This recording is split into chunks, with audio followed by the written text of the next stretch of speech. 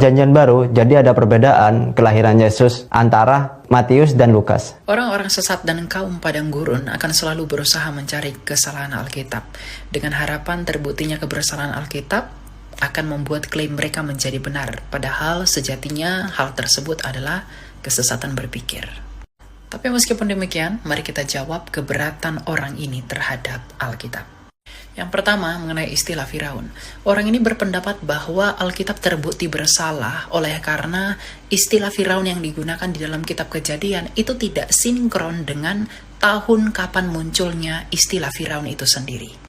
Orang ini lupa bahwa kitab Kejadian itu ditulis oleh Musa, dan penggunaan kata Firaun itu sudah dimulai sejak pertengahan milenium kedua sebelum Masehi. Artinya, Musa itu menggunakan istilah yang berlaku di zamannya, yaitu istilah Firaun, untuk mencatat kisah yang terjadi pada Abraham ketika Abraham mengunjungi Mesir dalam Kejadian 12. Jadi nggak ada yang kontradiksi, Bapak yang nggak belajar, ya. Yang kedua, beliau mengatakan bahwa Alkitab gagal atau error dalam sejarah karena Alkitab sendiri memberikan kesaksian yang berbeda atau bertentangan mengenai kapan Yesus lahir. Di mana Matius mengatakan bahwa Yesus sudah lahir sebelum Raja Herodes Agung wafat pada tahun 6 sebelum Masehi. Tetapi Lukas mencatat bahwa Yesus lahir ketika Kirenius melakukan sensus yang menurut sejarawan Josephus Flavius itu terjadi pada tahun 6 Masehi. Jadi mana yang benar? Yesus lahir pada tahun 6 Masehi atau 6 sebelum Masehi? Untuk menjawab pertanyaan ini sebenarnya sangat mudah, karena kita perlu mengetahui bahwa sensus Kirenius itu sudah dilakukan sebelum Yesus lahir ke dunia pada tahun 6 sebelum Masehi.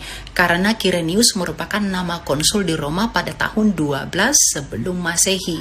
Dan sensus itu berlangsung sampai tahun 6 Masehi yang dicatatkan oleh Josephus, yang kemudian menyebabkan pemberontakan Yudas dari Galilea dalam Kisah Rasul 5 ayat 37. Yang artinya sensus ini ada dua tahap. Yang pertama, tahap kepemilikan daerah dan semua properti, yaitu pada Yesus lahir. Dan tahap yang kedua adalah penetapan pembayaran yang menyebabkan pemberontakan yang dicatat oleh Kisah Rasul 5 ayat 37.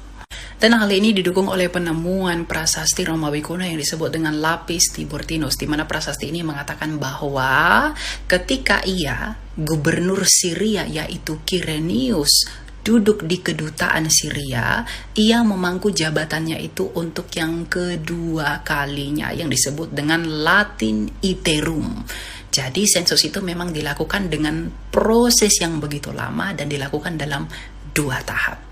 Jadi tidak ada yang kontradiksi. Kalaupun kontradiksi, itu akan menjadi kontradiksi kalau kamu kekurangan pengetahuan dan literasi. Begitu.